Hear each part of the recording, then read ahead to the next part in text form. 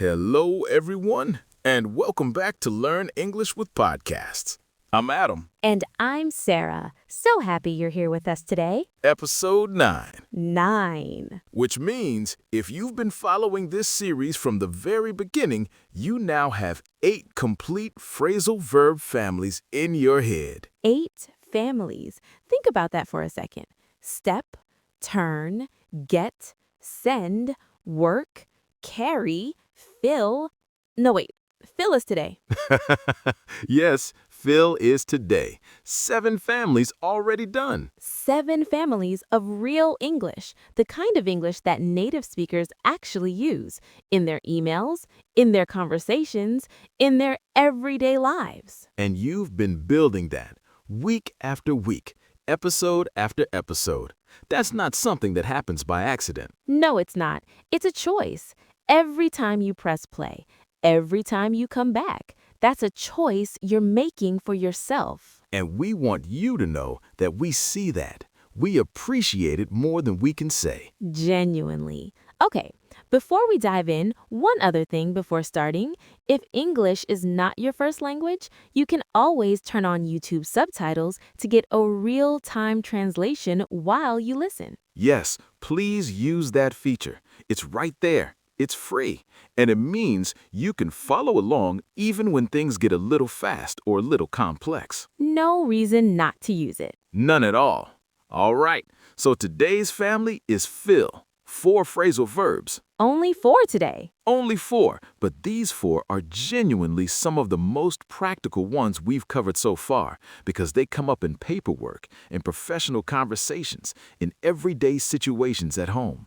Constantly. And today's anecdotes are coming from family life, real everyday moments, the kind that everyone recognizes. Which is my favorite kind because that's where language lives, not in textbooks, in real situations. Exactly. Okay, I'll go first today. So last month, I was away on a work trip for 4 days. 4 days is a long time when you have kids at home. It is. And my husband was holding everything together. School run, dinner, homework, bedtime routine, all of it. Full-time dad mode. Full-time dad mode. And he's brilliant at it. I want to say that clearly. He fills in for me without complaint whenever I travel. He steps into the role completely. No drama, no fuss. That's a real partnership. It really is, and I don't take it for granted. But when I came back on the Thursday evening, I walked through the door, put my bag down, and he looked at me with this very specific expression. What kind of expression? The expression of a man who has been storing information for 4 days and really needs to offload it. I know that expression. So he sat me down, made me a cup of tea, and said, "Okay, I need you to fill me in on a few things because things have happened while you were away and I am lost." What had happened? So, first, there had been an announcement about a parents' evening, which he hadn't known was coming and didn't know whether we both needed to go or just one of us. Classic. Second, a permission slip for a school trip had come home in my son's bag. Needed signing, needed paying by Friday. 1 day after you got back. 1 day after I got back. So that was a fun little surprise. Nothing like a deadline to welcome you home. Nothing like it. And third, and this is the one that made me laugh the most, apparently my son had decided he didn't want to read the book that had been assigned to his reading group. So he had gone to the teacher on Wednesday and said, "I think there's been a mistake. This book is too easy for me.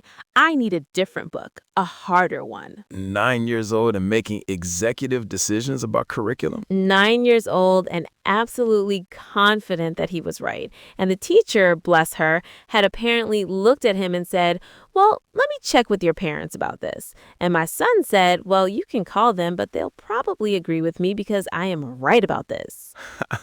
The confidence. The confidence is breathtaking. And my poor husband is trying to fill me in on the story while also asking me whether we need to email the teacher or whether we should just let her handle it or whether our son was actually right about the book being too easy. 3 different conversations happening at once. Exactly. And all happening while my daughter was asking for help with her maths homework and the dinner was about to burn. So he needed me to help him fill in the gaps, fill in the missing information. That is perfect. And it reminds me of something that happened to me just last week because my daughter came home with not one, not two, but 3 different forms that needed filling out. 3 forms? What for? One was for a school photo session, one was for after-school swimming lessons, and one was for some kind of science camp during the holidays. And they were all different lengths, different formats, different questions, but all of them asking for basically the same information: name, address, phone number, emergency contact, medical conditions, dietary requirements. The same information 3 times in 3 different ways. Exactly. And of course, they all needed to be returned by different dates. The photo form by Friday, the swimming form by next Tuesday, the science camp form by the end of the month. So I'm sitting at the kitchen table on Sunday evening with my pen and 3 forms spread out in front of me. And I'm thinking, this is going to take forever. Every single box, every single line, 3 times over.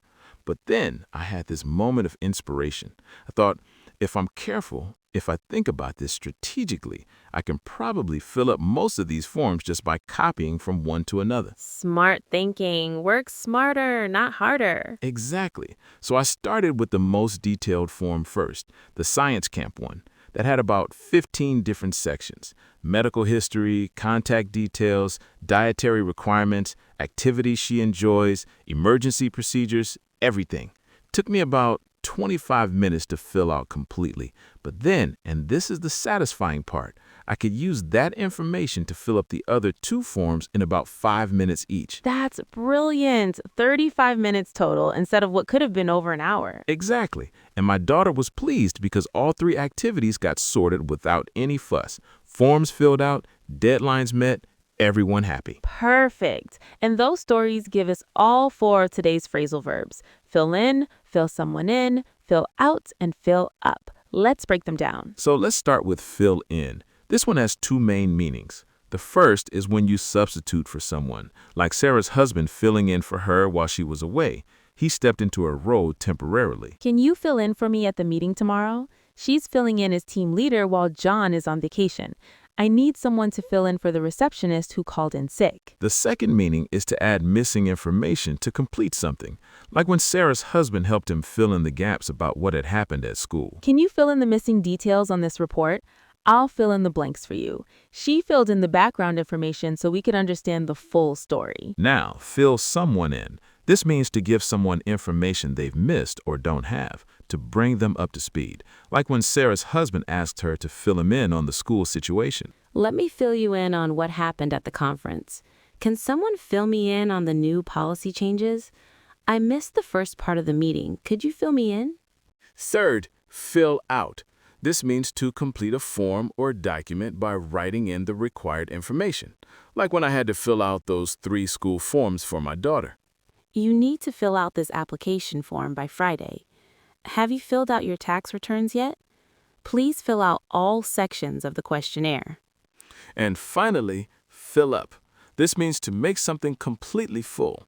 In my story, I used the information from the first form to fill up the other 2 forms, to complete them fully and quickly.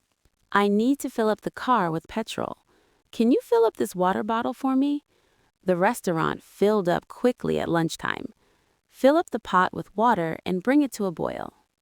So, to recap, fill in, substitute for someone or add missing information. Fill someone in, give someone information they need. Fill out, complete a form or document. Fill up, make something completely full. 4 really practical phrasal verbs. And the beautiful thing about these is that you'll hear them everywhere once you start noticing them, at work, at home, in conversations with friends. That's the thing about language learning. It's not about memorizing lists of words in isolation. It's about building connections, understanding how words work together in real situations. And these episodes give you exactly that. Real stories, real contexts, real language that you can use immediately, because that's how native speakers actually talk. So here's what we want you to do. This week, try to use at least one of these phrasal verbs in conversation or writing. Maybe you need to fill out a form at work. Maybe someone needs you to fill them in on a project. Or maybe you're filling in for a colleague, or you need to fill up your car with fuel. Look for the opportunities. Use them actively, because that's how these phrasal verbs become truly yours. And remember, with today's episode, you now have 8 complete phrasal verb families. That's not just vocabulary, that's genuine progress toward more natural, fluent English.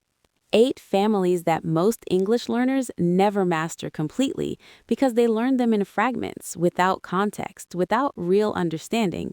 But you're doing it differently. You're building these phrasal verbs through stories, through context, through understanding how they actually work in real communication. That makes all the difference. Before you finish listening, there's one more thing you can do to lock these phrasal verbs into your memory. We've created a short quiz that tests your understanding of all 4 fill phrasal verbs we covered today. It's completely free, takes about 3 minutes, and it will help you identify any areas where you need a bit more practice. The link is in the episode description below. Think of it as a quick confidence check, a way to make sure these 4 phrasal verbs are really part of your active vocabulary now, not just words you recognize, but tools you can actually use. Thank you for spending this time with us today, for choosing to invest in your English, for coming back episode after episode and building something real. We'll see you next time for episode 10. Until then, keep practicing, keep using these phrasal verbs, and keep filling your life with confident English.